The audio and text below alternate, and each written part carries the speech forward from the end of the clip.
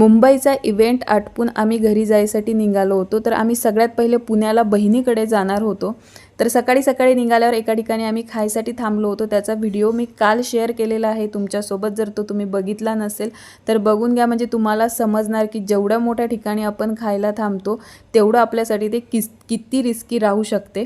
तर तिथून आम्ही खाल्लं आणि सरळ निघालो आम्ही आज लोणावळ्याला जायसाठी। आम्ही भरपूरदा पुण्याला येतो, पण आम्ही दोन ठिकाणी कधीच जात नाही। एक म्हणजे माझ्या बहिणीचं घर आणि दुसरं म्हणजे लोणावळा। लोणावळ्याला न जाण्यामागचं कारण हे आहे की यशिका लहान होती आणि तिला ना ज्या ठिकाणी ओलं होण्यासारखं जे वातावरण आहे किंवा थंडीचं वातावरण आहे अशा ठिकाणी आम्ही तिला घेऊन जात नाही, कारण तिला कफाचा त्रास आहे आणि तिला जर कफ झाला तर सर्दी खोकला आणि मग तो एक एक महिना 15-15 दिवस पुरतो तिचा।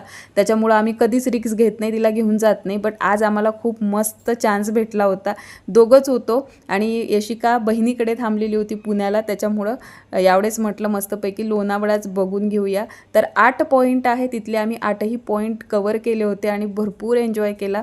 ओलं झाल्यामुळं कपडे मी चेंज केले होते आणि त्याच्यानंतर खालच्या साईडनी भुशी डॅम आहे, तोच एक पाहायचा राहिला होता। तर आम्ही तिथे आलो, आल्यानंतर तिथे ते चना मसाला होता तो खाल्ला, चहा घेतला आणि त्याच्यानंतर मस्तपैकी भरपूर एन्जॉय केला। तिथे खूप मज्जा आली आणि हे आहे ना, हे एक खूप सगळ्यात छोटं कपल आहे जे मला तिथे दिसलं आणि म्हणतात ना की देव ज्या जोडी आहेत त्या वरूनच बनवून पाठवतो, ते इथे साबित झालं, कारण ते दोघांची हाईट खूप कमी होती आणि ते दोघंही एकमेकांना भेटलेत।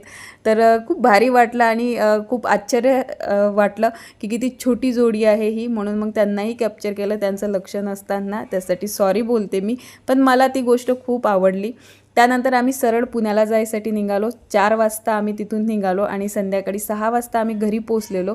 गप्पा गोष्टी केल्या, चहा वगैरे घेतला आणि त्याच्यानंतर जेवणाचा बेत तुम्ही बघू शकता। आज मस्त तांबडा पांढरा रस्सा होता बहिणीच्या हातचा, कारण तिचं सासर कोल्हापूर आहे, त्याच्यामुळे तिच्या हातची जी तांबडा पांढरा रस्स्याची चव आहे ती नाही भेटू शकत आणि खूप भारी झाला होता। यावेळेस सुद्धा पोट भरून जेवण केलं, परत गप्पा गोष्टी केल्या आणि मस्तपैकी निघालो पुण्याला फेरफटका मारायला दोघं जण 2 व्हीलरनी।